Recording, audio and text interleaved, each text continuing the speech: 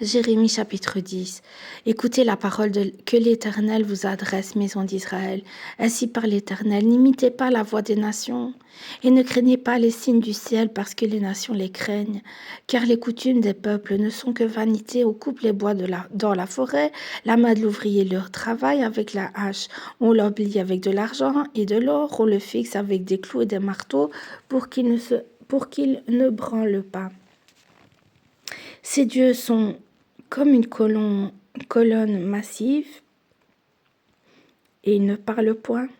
On les porte parce qu'ils ne peuvent marcher. Ne les craignez pas, car ils ne sauraient faire aucun mal. Ils sont incapables de faire du bien. Nul n'est semblable à toi, ô Éternel, tu es grand et ton nom est grand par ta puissance. Qui ne te craindrait, roi des nations? C'est à toi que la crainte est due. Car parmi tous les sages des nations et dans tout leur royaume, nul n'est semblable à toi. Tous ensemble, ils sont stupides et insensés, leur science n'est que vanité. C'est du bois. On apporte de Tarsis des lames d'argent et du faste de l'or. L'ouvrier, la main de l'orfèvre les met en œuvre. Les vêtements de ces dieux sont d'étoffes teintes en bleu et en pourpre. Tous sont l'ouvrage d'habiles artisans, mais l'Éternel est un Dieu de vérité. Il est un Dieu vivant et un roi éternel. La terre tremble devant sa colère et les nations ne supportent pas sa fureur. Vous leur parlerez ainsi, les dieux qui n'ont point fait les cieux et la terre disparaîtront de la terre et de dessous les cieux. Il a créé la terre par sa puissance, il a fondé le monde par sa sagesse, il a étendu les cieux par son intelligence et sa voix VOIX.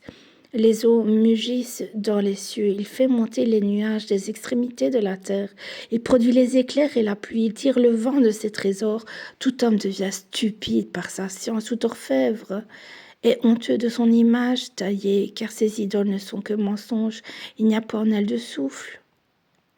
Elles sont une chose de néant, une œuvre de tromperie, elles périront quand viendra le châtiment. Celui qui est la part de Jacob n'est pas comme elle, car c'est lui qui a tout formé. Et Israël est la tribu de son héritage, l'Éternel des armées est son nom.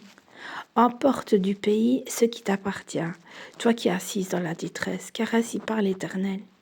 Voici cette fois je vais lancer au loin les habitants du pays, je vais les serrer de près, afin qu'on les atteigne. Malheur à moi, je suis brisée, ma plaie est douloureuse. Mais je dis, c'est une calamité qui m'arrive, je la supporterai. Ma tente est détruite, tous mes cordages sont rompus, mes fils m'ont quitté, ils ne sont plus. Je n'ai personne qui dresse de nouveau ma tente, qui relève mes pavillons.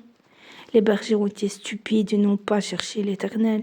C'est pour cela qu'ils n'ont point prospéré et que tous leurs troupeaux se dispersent. Voici une rumeur se fait entendre, c'est un grand tumulte qui vient du septentrion pour réduire les villes de Juda en un désert, en un repère de chacal. Je le sais, ô Éternel, la voix de l'homme n'est pas en son pouvoir, ce n'est pas à l'homme quand il marche à diriger ses pas. Châtie-moi, ô Éternel, mais avec équité et non dans ta colère, de peur que tu ne m'anéantisses. Répands ta fureur sur les nations qui ne te connaissent pas et sur les peuples qui n'invoquent pas ton nom. Car il dévore Jacob, il le dévore, il le consume, il ravage sa demeure.